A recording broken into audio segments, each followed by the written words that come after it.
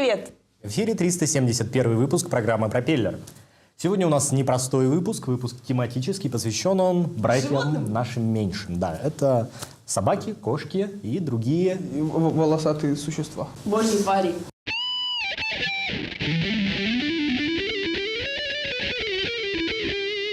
Первый наш сюжет посвящен собакам. С детства обожаю собак, всегда мечтал завести себе собаку в детстве, и она у меня была, но у меня аллергия на них. Такой смешной случай с детства. Я всегда, когда игрался с собакой, а я еще параллельно с этим ходил в бассейн, я одевал очки. И в очках купальных я игрался с собакой.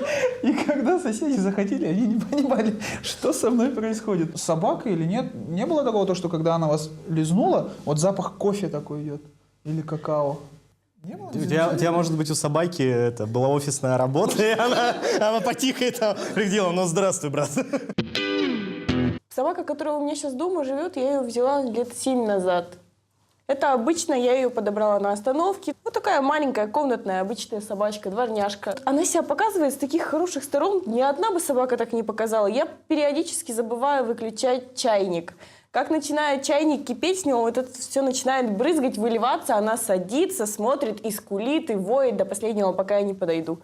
Если я не слышу телефон, она тоже сядет возле него, поскулит, повоет, я тоже подойду, возьму телефон. В общем, она всегда выручает. Такая же собака-секретарь, как у Славика. То есть она газету, кофе, там вам звонили. Похвалили дворняк. Про породистых собак тоже стоит сказать, что... Самое интересное, что этим собакам чистят зубы. Есть специальные зубные щетки для них. Подстригают ногти, подпиливают. Подстригают, их даже красят. У них есть специальные заколки, у них есть одежда, у них обувь даже есть. Конституция, страна. Президент, парламент.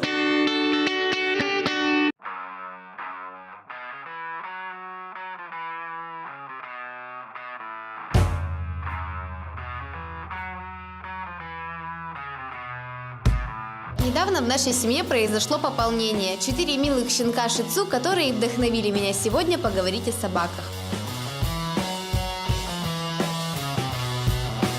Моя первая шицу появилась у нас в 96-м году. Я влюблена в эту породу. Не суетливая, не навязчивая, при этом очень разумная, я бы даже сказала, мудрая. Конечно, уход за ней колоссальный.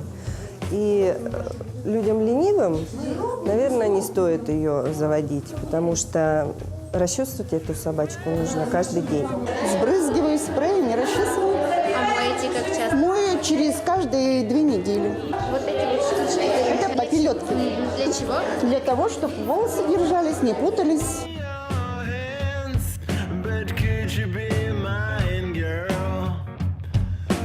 Собака должна выполнять определенные требования. Определенная правильная стоечка, правильно показать зубки, правильно пройтись по рингу красиво.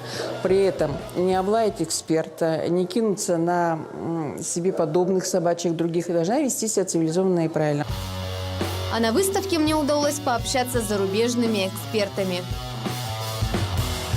Я представляю, насколько тяжело здесь, в таком климате, работать с декоративными собаками. Потому что если их часто мыть, если ухаживать за шерстью, это действительно тяжело. Я удивляюсь, что здесь люди все-таки работают с декорацией и работают очень профессионально.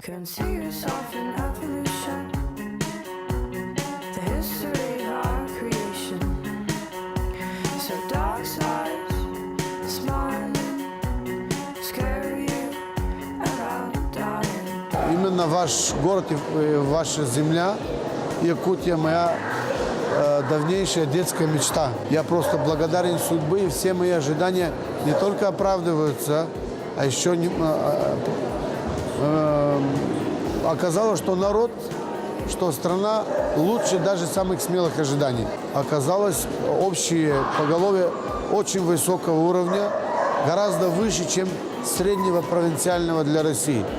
Даже есть породы, в которых Якутия может очень сильно гордиться, и она опережает московских выставок. Это однозначно.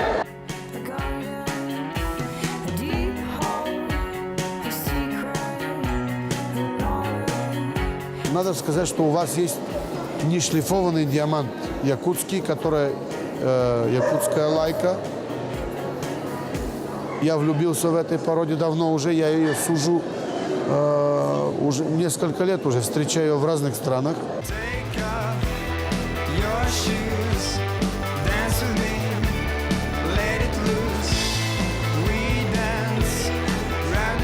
Не важно, какая у вас собака, важно то, как вы к ней относитесь.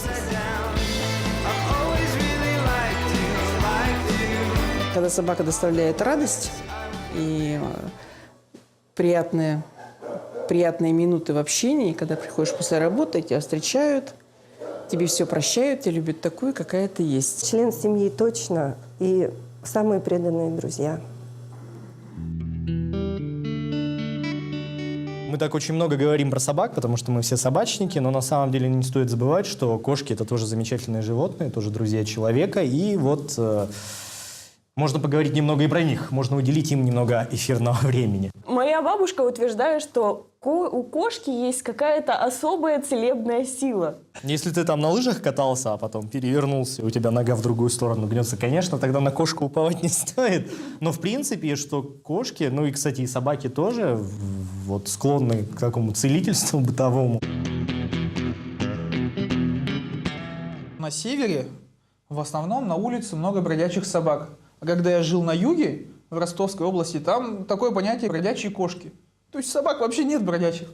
Я иду по привычке выбрасывать мусор, и из бачка просто вылетают. И когда наступает март, там Вот, кстати, песни поют. Я как человек, да, родившийся и выросший в Якутске, я никогда не понимал вот этих шуток там в кино там, или в мультиках, то, что там кошки начинают в марте орать. И я никогда не понимал. Но потом я вот в студенчестве попал в южный город, и вот эту ночью ты идешь там, я не знаю, там чайку себе вечером заварить, а тут из-за окна... Да ладно.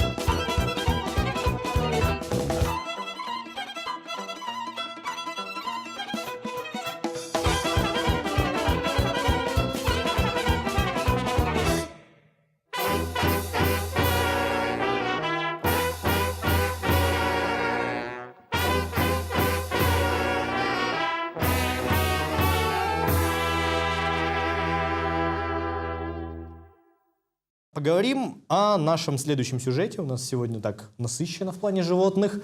Это те животные, не собаки и не кошки, но которые все равно живут в домах у наших горожан. Экзотические животные. Я всегда в детстве хотел себе обезьянку. Ну вот прям по-настоящему, чтобы одевать ее. Если бы сейчас у меня была бы, я бы ей костюм бы шил бы.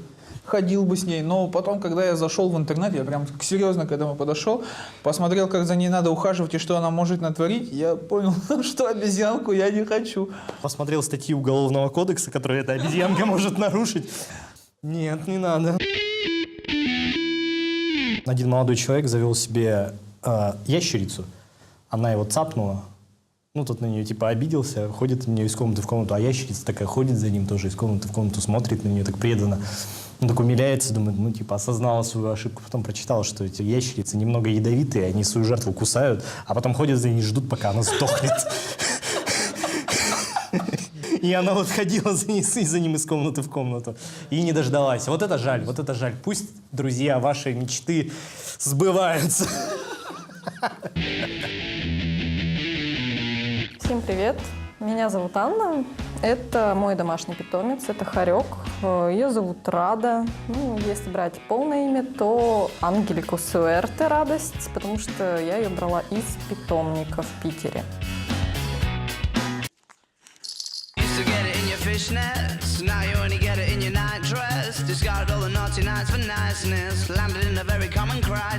Если вы хотите поймать хорька, достаньте любую емкость, в которой они не были. Соответственно, через 3 секунды он будет там.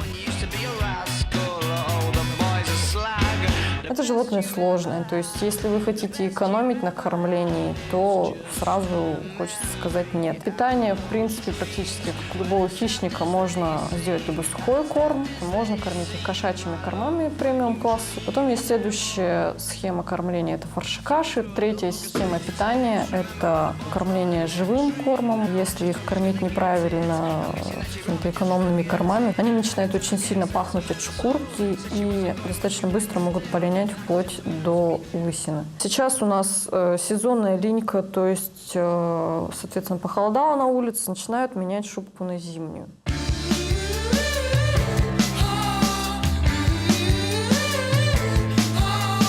Хорьку нужно примерно раз в 2 недели чистить ушки, стричь когти. Также нужно проверять зубки, чтобы они были белые. По зубкам можно определить возраст хорька. Смотря этот репортаж, не надейтесь, что у вас любой хоречек будет вот так хорошо лежать на руках. Она сейчас спокойно лежит на руках, потому что она получила небольшой, так сказать, заряд эмоций, стресс именно от поездки, устала и сейчас поэтому лежит спокойно.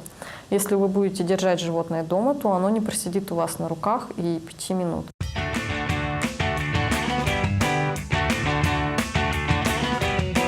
Естественно, можно влюбиться в любое животное. Это уже скорее зависит именно, опять же, от характера животного. Были случаи, что она залазила на диван, на спинку и прыгала мне на руки. Это зависит именно вот от эмоций, которые животное вкладывает в человека.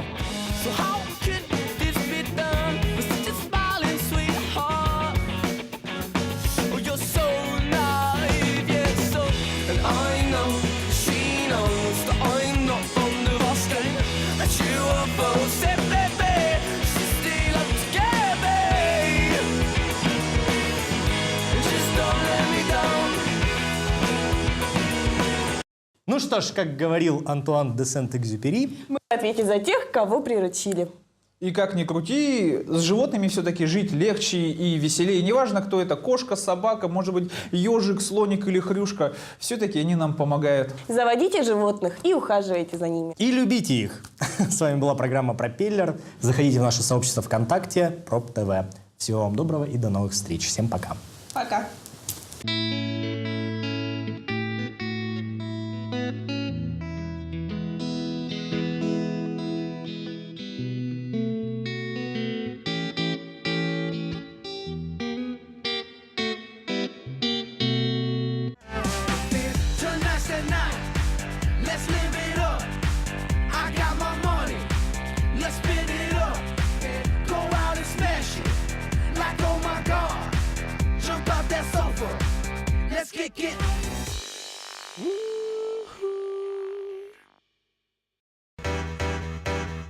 Байкальский государственный университет экономики и права приглашает всех желающих на День открытых дверей 6 ноября в 12 часов.